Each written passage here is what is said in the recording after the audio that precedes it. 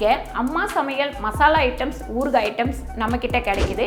நீங்கள் கீழே வந்து நம்பர் கொடுக்குறேன், நம்பரில் காண்டாக்ட் பண்ணுங்கள். வணக்கம், நான் உங்கள் அம்மா சமையல் மீனாட்சி. இன்றைக்கி கோதுமை மாவை வச்சு ஒரு சூப்பரான சுருள் சமோசா தான் பண்ண போகிறோம்.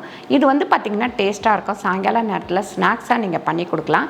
யாராவது கெஸ்ட்டு வந்துட்டால் ஈஸியாக பண்ணுறதுக்கு இது சௌகரியமாக இருக்கும். அதுக்கு உள்ளே என்ன பூர்ணம் வைக்க போகிறோம் அப்படின்னு சொல்லிட்டு பார்க்கலாம் வாங்க. ஒரு 3/4 ஸ்பூன் அளவுக்கு உப்பு சேர்த்துக்கலாம். 3 ஸ்பூன் எண்ணெய் வந்து காய்ச்சி வச்சுருக்கேன். அது கொஞ்சம் லைட்டாக சூடு பண்ணி வச்சுருக்கேன். அதை ஊற்றிக்கங்க. ஊற்றிட்டு நல்லா வந்து இப்படி மிக்ஸ் பண்ணிவிடுங்க. முதல்ல எண்ணெய் வந்து சூடாக இருக்கும், அதுக்கேற்ற மாதிரி கை பதமாக போட்டு பிணைஞ்சிக்கங்க. இந்த மாதிரி மிக்ஸ் பண்ணிவிடுங்க. நான் வந்து 300 கிராம் கோதுமை மாவு எடுத்திருக்கேன். உங்களுக்கு மைதா மாவில் பண்ணணுன்னா நீங்கள் மைதா மாவில் கூட பண்ணிக்கலாம். நான் வந்து கோதுமை மாவில் பண்ணுறேன். இதுக்கு 3/4 டம்ளர்லேருந்து 1 டம்ளர் தண்ணி தேவைப்படும். பெரிய டம்ளர் கிடையாது, சின்ன டம்ளரில். நல்லா சப்பாத்தி மாவு பதத்துக்கு இதை வந்து பிணைஞ்சிக்கணும். மொத்தமாக தண்ணி ஊற்றாதீங்க, கம்மியாக கொஞ்சம் கொஞ்சமாக தண்ணி விட்டு பிணைஞ்சிக்கோங்க.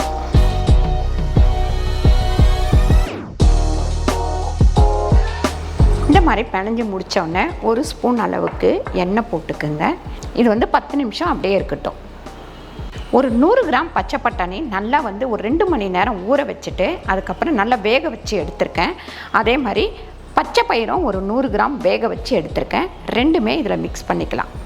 1 ஸ்பூன் அளவுக்கு உப்பு சேர்த்துக்கலாம். அதுக்கப்புறம் பார்த்திங்கன்னா ஒரு 3/4 ஸ்பூன் நம்ம வந்து வெறும் மிளகாத்தூள், மட்டன் மசாலா ஒரு 3/4 ஸ்பூன், பச்சை மிளகாய் ஒரு 3 பச்சை மிளகாய் பொடியாக நறுக்கி வச்சுருக்கோம்.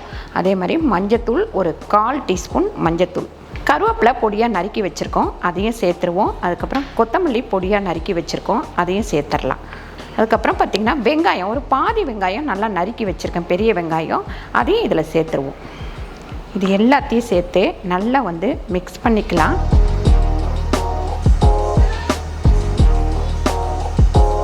பாருங்கள், இந்த மாதிரி உருட்டி நம்ம வந்து தட்டில் வச்சுக்கலாம். பாருங்கள், இந்த மாதிரி மாவு எடுத்துக்கோங்க. மாவு எடுத்துட்டு நல்லா வந்து நம்ம உருட்டிடலாம். இப்போ தேய்ச்சி எடுத்துக்கலாம்.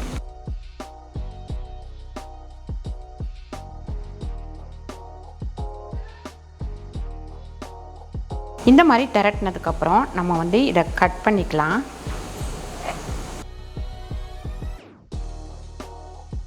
ஒரு மசாலா எடுத்து இதுக்குள்ளே வச்சுட்டு பாருங்கள், கொஞ்சமாக மைதா இந்த மாதிரி கலந்துக்கங்க. கலந்துட்டு இந்த இடத்துல வச்சுருங்க. ஏன்னா நமக்கு எண்ணெயில் பொரிக்கும் போது பிரிஞ்சு வராமல் இருக்கிறதுக்காக. இது சுற்றினதுக்கப்புறம் இந்த இடத்துல இதை வருங்க,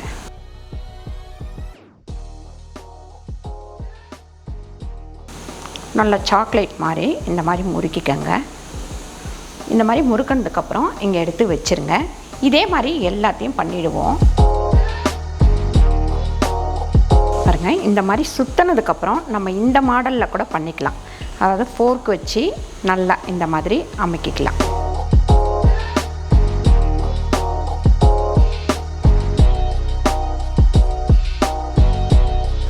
இப்போ நம்ம எண்ணெய் ஊற்றிக்கலாம். எண்ணெய் வந்து நல்லா காஞ்ச உடனே நம்ம சுருள் சமோசாவை பொரித்து எடுத்துக்கலாம்.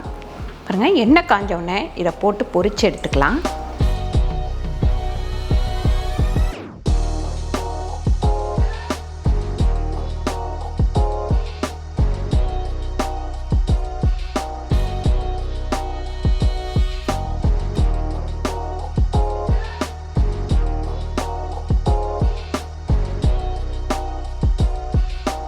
நல்லா வந்து இந்த கலர் வரணும். நமக்கு இந்த கலர் வர வரைக்கும் நல்லா பொரித்து எடுத்துக்கணும்.